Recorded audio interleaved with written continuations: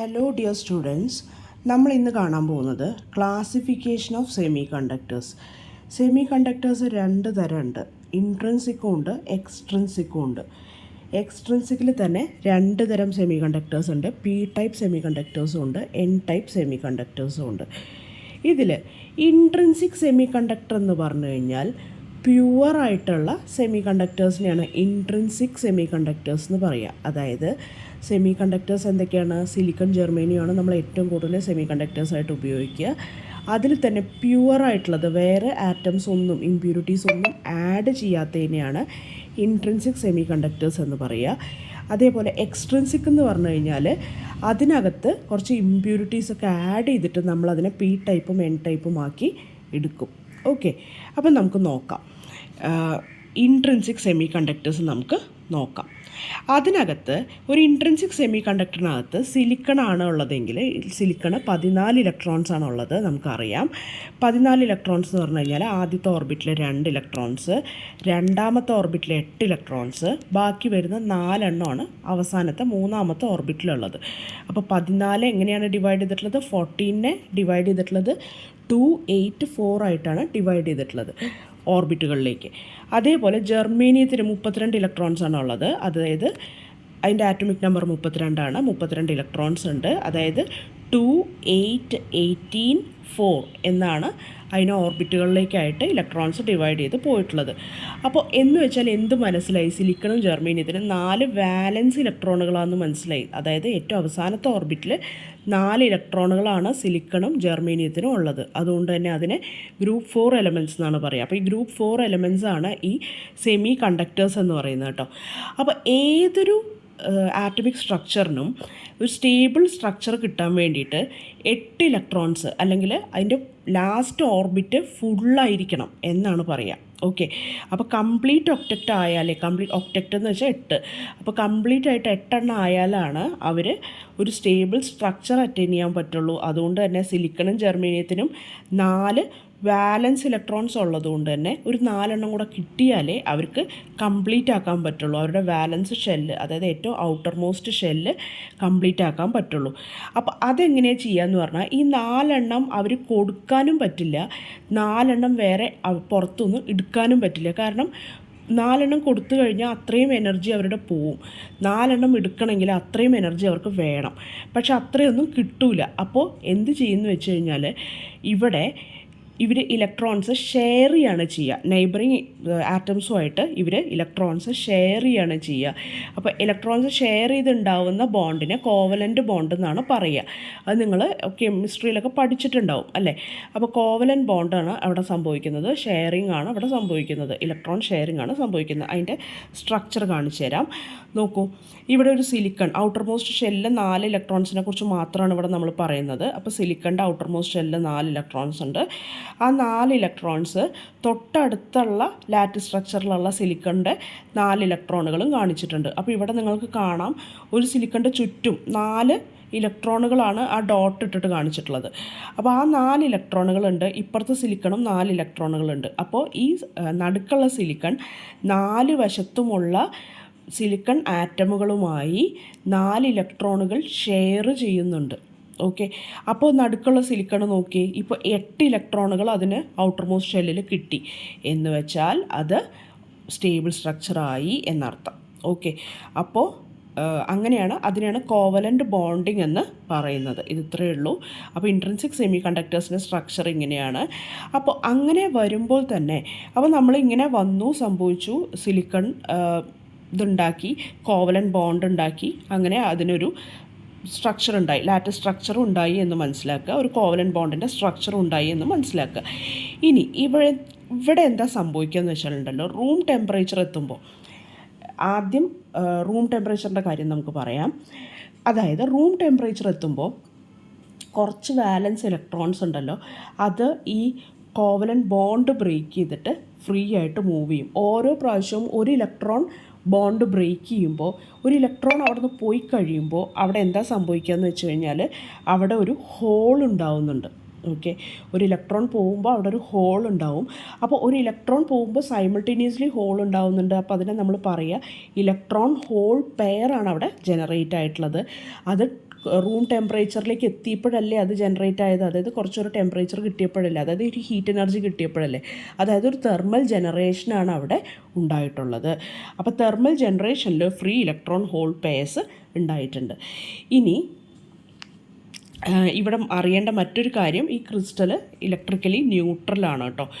പിന്നെ മറ്റൊരു കാര്യമുള്ളത് എന്താണെന്ന് വെച്ച് കഴിഞ്ഞാൽ, ഇപ്പോൾ ഒരു ബാറ്ററി നമ്മൾ കണക്ട് ചെയ്തു എന്ന് വിചാരിക്കുക, ഇൻട്രിൻസിക് സെമി കണ്ടക്ടറിൽ കണക്ട് ചെയ്ത് കഴിഞ്ഞാൽ ഫ്രീ ഇലക്ട്രോൺസ് എല്ലാം ബാറ്ററിയുടെ പോസിറ്റീവിലേക്ക് പോകുന്നത് നിങ്ങൾക്ക് കാണാം. അതായത് ഫ്രീ ഇലക്ട്രോൺസ് പറഞ്ഞാൽ ഇവിടെ ബ്ലൂവിൽ കാണിച്ചിട്ടുള്ളതാണ്. ഈ ഫ്രീ ഇലക്ട്രോൺസൊക്കെ ബാറ്ററിയുടെ പോസിറ്റീവിലേക്കും, ഹോൾസ് അതായത് വൈറ്റിൽ കാണിച്ചിട്ടുള്ള ഹോൾസൊക്കെ ബാറ്ററിയുടെ നെഗറ്റീവിലേക്കും പോകുന്നത് കാണാം. അപ്പോൾ നമ്മുടെ കൺവെൻഷണൽ കറണ്ട് ഫ്ലോ എന്ന് പറയുന്നത്, കറണ്ടിൻ്റെ ഡയറക്ഷൻ എന്ന് പറയുന്നത് എപ്പോഴും ഇലക്ട്രോൺ ഡയറക്ഷൻ്റെ ഓപ്പോസിറ്റ് ആയിരിക്കും. ഇലക്ട്രോൺ ഡയറക്ഷൻ്റെ ഓപ്പോസിറ്റ് എന്ന് പറഞ്ഞാൽ ഹോൾ ഡയറക്ഷൻ്റെ സെയിം ആസ് ഹോൾ ഡയറക്ഷനാണ്. അപ്പോൾ ഇലക്ട്രോണിൻ്റെ എങ്ങോട്ടാണോ പോകുന്നത് അതിന് നേരെ ഓപ്പോസിറ്റാണ് കറണ്ടിൻ്റെ ഡയറക്ഷൻ എപ്പോഴും എടുക്കേണ്ടത്. അതുകൊണ്ട് തന്നെ ഇവിടെ നമുക്ക് പറയാൻ പറ്റും എങ്ങനെയാണ് കറണ്ട് ഉണ്ടാവുന്നത്. ഇലക്ട്രോൺസും ഹോൾസും കാരണം അവിടെ ഒരു കറണ്ട് ഫ്ലോ ഉണ്ടാവുന്നുണ്ട്. അപ്പോൾ ടോട്ടൽ കറണ്ട് എന്ന് പറഞ്ഞാൽ electron current plus hole current ആണെന്ന് മനസ്സിലാക്കുക. ഇനി ഇങ്ങനെ ഒരു അപ്ലൈഡ് വോൾട്ടേജ് കാരണം ഒരു കറണ്ട് ഉണ്ടാവുമ്പോൾ നമ്മളതിനെ പറയുക ഡ്രിഫ്റ്റ് കറണ്ട് എന്നാണ്. അടുത്തത് ടെമ്പറേച്ചർ വരുമ്പോൾ, ടെമ്പറേച്ചർ വ്യത്യാസങ്ങളിൽ എങ്ങനെയാണ് ഇൻട്രിൻസിക് സെമി കണ്ടക്ടർ ആക്ട് ചെയ്യുകയെന്ന് നമുക്ക് നോക്കാം. അതായത് അബ്സല്യൂട്ട് സീറോയിലാണ് എന്ന് വിചാരിക്കുക, റൂം ടെമ്പറേച്ചർ അല്ല, അബ്സല്യൂട്ട് സീറോ ടെമ്പറേച്ചർ എന്ന് പറഞ്ഞാൽ 0 കെൽവിൻ ടെമ്പറേച്ചറിലാണെങ്കിൽ ഒരു ഇൻട്രിൻസിക് സെമി കണ്ടക്ടർ പെർഫെക്റ്റ് ഇൻസുലേറ്ററായിട്ടാണ് ആക്ട് ചെയ്യുക. അതായത് അതിന് കണ്ടക്ഷൻ ഒന്നും ഉണ്ടാവില്ല. റൂം ടെമ്പറേച്ചറിൽ എത്തിക്കഴിഞ്ഞാൽ നമുക്കറിയാം ചെറിയൊരു തെർമൽ ജനറേഷൻ ഉണ്ടാവും, കുറച്ച് ഇലക്ട്രോൺ ഹോൾ പെയർസ് ഉണ്ടാവുന്നുണ്ട്, ചെറിയൊരു കണ്ടക്ടിവിറ്റി ഉണ്ടാവുന്നുണ്ട്. ഹയർ ടെമ്പറേച്ചേഴ്സിൽ എത്തിക്കഴിഞ്ഞാൽ കുറേയും കൂടെ ഇലക്ട്രോൺ ഹോൾ പെയർസ് ജനറേറ്റ് ചെയ്യുന്നുണ്ട്, കണ്ടക്ടിവിറ്റി കൂടുന്നുണ്ട്. അതായത് കണ്ടക്ടിവിറ്റി കൂടുന്നു എന്ന് പറഞ്ഞാൽ റെസിസ്റ്റിവിറ്റി കുറയുന്നു എന്നാണ് അർത്ഥം. റെസിസ്റ്റിവിറ്റി കുറയുന്നു ടെമ്പറേച്ചർ കൂടുമ്പോൾ എന്ന് വെച്ചാൽ അതിന് negative temperature coefficient of resistance ആണ്. ഇൻട്രിൻസിക് സെമി കണ്ടക്ടേഴ്സിന് പൊതുവേ negative temperature coefficient of resistance ആണ്. അടുത്തത് നമുക്ക് എക്സ്ട്രിൻസിക് സെമി കണ്ടക്ടേഴ്സിനെ നോക്കാം. എക്സ്ട്രിൻസിക് സെമി കണ്ടക്ടേഴ്സ് എന്ന് പറഞ്ഞു കഴിഞ്ഞാൽ അതിനകത്ത് ഈ കംപ്ലീറ്റ് സിലിക്കൺ ആറ്റം സ്ട്രക്ചർ ആയിരിക്കില്ല. അതിനകത്ത് വരുന്നത് ഇടയിൽ കുറച്ച് ഇമ്പ്യൂരിറ്റീസും കൂടെ ആഡ് ചെയ്യും. കുറേ സിലിക്കൺ ആറ്റംസിൻ്റെ ഇടയിൽ ഒരു ഇമ്പ്യൂരിറ്റിയൊക്കെ നമ്മൾ ആഡ് ചെയ്യും. ഓക്കെ, അതിനെയാണ് ഡോപ്പിംഗ് എന്ന് പറയുന്നത്. ഇമ്പ്യൂരിറ്റീസ് ആഡ് ചെയ്യുന്നതിനെയാണ് ഡോപ്പിംഗ് എന്ന് പറയുന്നത്. എന്തിനാണ് ഡോപ്പ് ചെയ്യുന്നത്? കണ്ടക്ടിവിറ്റി കൂട്ടാൻ. എങ്ങനെയാണ് കണ്ടക്ടിവിറ്റി കൂട്ടുക? അതായത് നമ്മൾ വെറുതെ ഇങ്ങനെ ഓരോ ഇമ്പ്യൂരിറ്റീസ് കൊടുത്തു കഴിയുമ്പോൾ കുറച്ച് ഫ്രീ ഇലക്ട്രോൺസ് ജനറേറ്റ് ആവും. നല്ലോണം ഫ്രീ ഇലക്ട്രോൺസ് ആയി കഴിയുമ്പോൾ നല്ലോണം നമുക്ക് കണ്ടക്ടിവിറ്റി കിട്ടും. നമുക്കത് അപ്പോൾ ഒരു പി ടൈപ്പോ എൻ ടൈപ്പോ സെമി കണ്ടക്ടറാക്കി മാറ്റി നമുക്കതിനെ ഡിവൈസസ് ഉണ്ടാക്കാൻ ഉപയോഗിക്കാം. ഓക്കെ, സെമി കണ്ടക്ടർ ഡിവൈസസ് ഉണ്ടാക്കാൻ ഉപയോഗിക്കാം. അപ്പോൾ ഡോപ്പിംഗ് എന്ന് പറയുന്നത് മനസ്സിലായല്ലോ, ആഡിങ് ഇമ്പ്യൂരിറ്റീസ് ടു ഇംപ്രൂവ് കണ്ടക്ടിവിറ്റിയാണ്. അപ്പോൾ അങ്ങനെ ഡോപ്പിംഗ് കൂട്ടി നമ്മൾ ഡോപ്പിംഗ് ചെയ്ത് പ്യുവർ സെമി കണ്ടക്ടേഴ്സിനെ എന്താക്കി മാറ്റുന്നു? എക്സ്ട്രിൻസിക് സെമി കണ്ടക്ടേഴ്സാക്കി മാറ്റുന്നു. രണ്ട് തരത്തിൽ ഇതിനെ ക്ലാസിഫൈ ചെയ്യാം. എൻ ടൈപ്പ് സെമി കണ്ടക്ടറുണ്ട്, പി ടൈപ്പ് സെമി കണ്ടക്ടറുണ്ട്. എൻ ടൈപ്പ് സെമി കണ്ടക്ടർ എന്ന് പറഞ്ഞു കഴിഞ്ഞാൽ ഒരു പെൻഡാവലൻ്റ് ഇമ്പ്യൂരിറ്റി, അതായത് ഇവിടെ ശ്രദ്ധിക്കുക, എൻ ടൈപ്പ് സെമി കണ്ടക്ടറിനകത്ത് പെൻഡാവലൻ്റ് ഇമ്പ്യൂരിറ്റീസ് എന്തൊക്കെയാണെന്ന് നമ്മൾ മുമ്പ് ഒരു വീഡിയോയിൽ കണ്ടതാണ്. പാൻറ്റ് എന്നാണ് നമ്മളതിനെ ഓർക്കേണ്ടത്. അതായത് ഗ്രൂപ്പ് 5 എലമെൻറ്റ്സ് ആയിരിക്കും. P4 phosphorus, arsenic, antimony. Okay, അപ്പോൾ ആ 3 എണ്ണമെങ്കിലും അറിഞ്ഞിരിക്കണം. അപ്പോൾ ഗ്രൂപ്പ് 5 അതായത് 5 വാലൻസ് ഇലക്ട്രോൺസാണ് ഉണ്ടാവുക. അങ്ങനെ ഒരു ഫോസ്ഫറസ് ഇവിടെ വന്നു എന്ന് വിചാരിക്കുക. ഈ സ്ട്രക്ചറിൽ, ഈ സിലിക്കൺ മാത്രമുള്ള സ്ട്രക്ചറിൽ ഒരു ഫോസ്ഫറസ് ആറ്റവും കൂടെ ഇടയിലേക്ക് വന്നു കഴിഞ്ഞാൽ എന്ത് സംഭവിക്കുന്നു നമുക്ക് നോക്കാം. അപ്പോൾ ഈ ഫോസ്ഫറസിന് 5 വാലൻസ് ഇലക്ട്രോൺസ് ഉണ്ട് കേട്ടോ. 5 വാലൻസ് ഇലക്ട്രോൺസ് ഉള്ള ഫോസ്ഫറസ് അതിൻ്റെ 4 ഇലക്ട്രോണുകളുമായി, സിലിക്കണിൻ്റെ 4 ഇലക്ട്രോണുകളുമായി കോവലൻ്റ് ബോണ്ട് സ്ഥാപിക്കുകയും അത് കംപ്ലീറ്റ് ഒക്ടറ്റിൽ എത്തുകയും ചെയ്തു. അപ്പോൾ ഇനി അഞ്ചാമത്തെ ഇലക്ട്രോണിന് എന്ത് ചെയ്യും? ആ ഫിഫ്ത്ത് ഇലക്ട്രോൺ അവിടെ ഫ്രീ ആണ്. ഓക്കെ, അപ്പോൾ ഓരോ ഫോസ്ഫറസും ഇങ്ങനെ ആഡ് ചെയ്യുമ്പോൾ ഇടയിൽ, ഈ സ്ട്രക്ചറിൻ്റെ ഇടയിൽ ആഡ് ചെയ്യുമ്പോൾ ഓരോ ഫ്രീ ഇലക്ട്രോണുകളായി അവിടെ ജനറേറ്റ് ആവുന്നുണ്ട്. അപ്പോൾ ഇത് കൂടാതെ തെർമൽ ജനറേഷൻ വഴി ഇലക്ട്രോൺ ഹോൾ പെയറും ഉണ്ടാവുന്നുണ്ട്. അപ്പോൾ കുറച്ച് ഹോൾസ് ഉണ്ട്, അതിനേക്കാളും ഒരുപാട് കൂടുതൽ ഇലക്ട്രോൺസും ഉണ്ട്. കാരണം ഇവിടെ ഈ എൻ ടൈപ്പ് വന്നതുകൊണ്ട് കുറേ ഇലക്ട്രോൺസും വരുന്നുണ്ടല്ലോ. അപ്പോൾ കുറച്ച് ഹോൾസ് ഉണ്ട്, കുറേ ഇലക്ട്രോൺസ് ഉണ്ട്. അതേപോലെ തന്നെ ഈ പി ടൈപ്പ് സെമി കണ്ടക്ടറിന് എന്താണ് സംഭവിച്ചതെന്ന് നോക്കി നോക്കൂ. ഈ പി ടൈപ്പിലെ നമ്മൾ ഒരു ഇലക്ട്രോണിനെ അവിടെ ഫ്രീ ആയിട്ട് വിട്ടു. ഒരു ഇലക്ട്രോൺ പോകുമ്പോൾ എന്താണ് അവിടെ സംഭവിക്കുന്നത്? ആ ഇലക്ട്രോണിനെ ഡൊണേറ്റ് ചെയ്യുകയാണ് സംഭവിക്കുന്നത്. അപ്പോൾ ഇതിനെ ഡോണർ ആറ്റം എന്നുകൂടെ വിളിക്കാറുണ്ട് കേട്ടോ. ഈ പെൻറ്റാവലൻ്റ് ഇമ്പ്യൂരിറ്റീസിന്, എന്താ പെൻറ്റാവലൻ്റ് എന്ന് പറഞ്ഞാൽ വാലൻസ് 5 ഉള്ളത്, അതായത് ഈ നമ്മളിപ്പോൾ പറഞ്ഞ ഫോസ്ഫറസ് ഒക്കെ. അപ്പോൾ ഇതിനകത്ത് എന്താ സംഭവിക്കുന്നതെന്ന് വെച്ച് കഴിഞ്ഞാൽ ആ ഫ്രീ ഇലക്ട്രോൺ പോയതുകൊണ്ട് നമ്മുടെ ഈ പെൻറ്റാവലൻ്റ് ഇമ്പ്യൂരിറ്റി ഉണ്ടല്ലോ, അത് പോസിറ്റീവ് ചാർജിലേക്ക് പോകും. കാരണം ഇത് ന്യൂട്രലായിരുന്നു, ഒരു ചാർജും ഉണ്ടായിരുന്നില്ല. ഉള്ള ഒരു നെഗറ്റീവ് പോയി. ഒരു നെഗറ്റീവ് പോകുമ്പോൾ അതിനൊരു പോസിറ്റീവ് ചാർജാണ് കൂടുതലായിട്ട് വരാൻ പോകുന്നത്. അപ്പോൾ അതെന്ത് സംഭവിക്കും എന്ന് പറഞ്ഞാൽ ആ ആറ്റം ഇനി മുതൽ ആറ്റം എന്നല്ല അറിയപ്പെടാൻ പോകുന്നത്, അയോൺ എന്നാണ്. നമുക്കറിയാം, ഒരു ഇലക്ട്രോൺ പോയി കഴിഞ്ഞാൽ നമ്മളതിനെ അയോൺ എന്നാണ് വിളിക്കുക, അല്ലേ? ഒരു ചാർജ് പോയി കഴിഞ്ഞാൽ പിന്നെ അത് അയോണാണ്, ആറ്റം അല്ല. ആറ്റം എന്ന് പറഞ്ഞാൽ ന്യൂട്രലായിരിക്കണം ചാർജ്. പക്ഷേ ഇവിടെ ന്യൂട്രൽ ചാർജ് അല്ല, പോസിറ്റീവായിട്ടുള്ള ചാർജാണ്. അപ്പോൾ ഒന്ന് നോക്കി നോക്കൂ, ഒരു എൻ ടൈപ്പ് സെമി കണ്ടക്ടറിൽ എന്തൊക്കെയുണ്ട്? എൻ ടൈപ്പിൽ കുറേ ഫ്രീ ഇലക്ട്രോൺസ് നിങ്ങൾക്കിവിടെ കാണാം, അതേപോലെ കുറച്ച് ഹോൾസ് കാണാം, അതേപോലെ കുറേ പ്ലസ് ചാർജ്, പോസിറ്റീവ് ചാർജുള്ള അയോണുകളും കാണാം. അപ്പോൾ ഇതിൽ നിന്ന് എന്ത് മനസ്സിലായി? ഒരു എൻ ടൈപ്പ് സെമി കണ്ടക്ടറിന് ടോട്ടലി അതിൻ്റെ ചാർജ് ഇലക്ട്രിക്കലി ന്യൂട്രലായിരിക്കും. ഇനി അടുത്തത് നമുക്ക് നോക്കാം, ഒരു P type semi conductor. P type semiconductor എന്ന് പറഞ്ഞു കഴിഞ്ഞാൽ അതിൽ ട്രൈവാലൻ്റ് ഇമ്പ്യൂരിറ്റീസാണ് നമ്മൾ ആഡ് ചെയ്യുക. ട്രൈവാലൻ്റ് ഇമ്പ്യൂരിറ്റീസ് എന്ന് പറഞ്ഞാൽ എന്തൊക്കെയാണ്? നമ്മൾ പഠിച്ചു, ബിഗ് എ എന്ന് പറഞ്ഞ് പഠിച്ചത് ഓർമ്മയുണ്ടോ? Boron, indium, gallium, aluminium. Okay, അപ്പോൾ ഇതിനകത്ത് എങ്ങനെയാണ് സംഭവിക്കുക നോക്കാം. നമുക്ക് നോക്കാം, ഒരു പി ടൈപ്പ് സെമി കണ്ടക്ടറിൽ നോക്കി നോക്കൂ. അവിടെ നടുക്ക് ഒരു ബോറോൺ എലമെൻറ്റ് വന്നു എന്ന് വിചാരിക്കുക. ഒരു ബോറോൺ ആറ്റം വന്നാൽ അതിന് 3 വാലൻസ് ഇലക്ട്രോണുകളേ ഉള്ളൂ.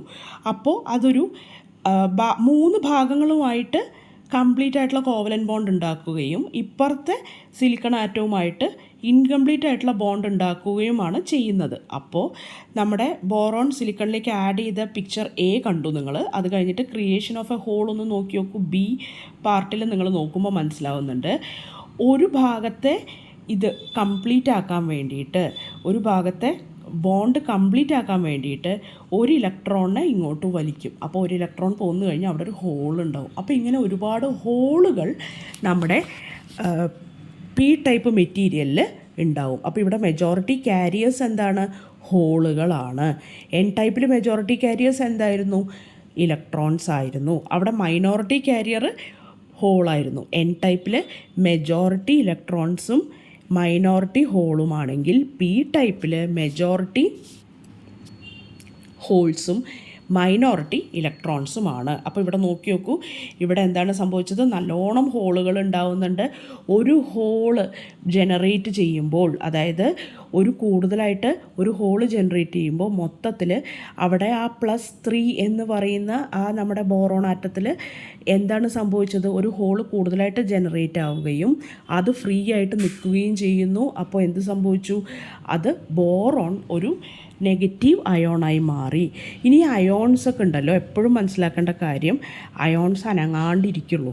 അയോൺസ് ഇമ്മൊബൈലാണ് കേട്ടോ, അത് വളരെ ഇമ്പോർട്ടൻ്റ് ആണ്. ഇമ്മൊബൈലായിട്ടുള്ള അയോൺസാണ്. ഓക്കെ, അനങ്ങാതിരിക്കുന്ന അയോണുകളാണ്. അപ്പോൾ ഇമ്മൊബൈൽ അയോൺസ് ഉണ്ട് നിറച്ചും, അതേപോലെ കുറേ ഹോൾസ് ഉണ്ട്.